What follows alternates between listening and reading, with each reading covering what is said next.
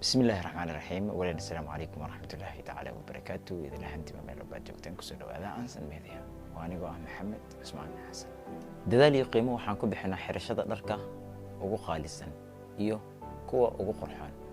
balse waxaan is ilowsinaa bedelista dhaqamada iyo dabeecadaha guracan ogow weelka qaaliga ah ma sameeyo cunto dhadhan macaan caqabaduhu geeri iyo dhimasho ma keenaan balse dilaaga noloshu waa murugada iyo walwalka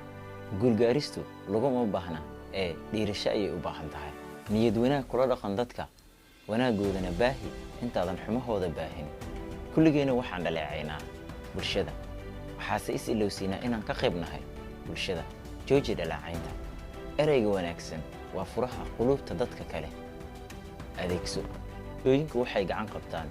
halabuurada ee ma ahan dadka kula taga afka iyo adinka hal doorka guushu way ka horeysaa balse kaama dambayso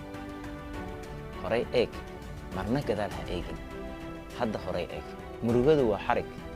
haddaadan iska goyn way ku ceejin hays ceejin adiga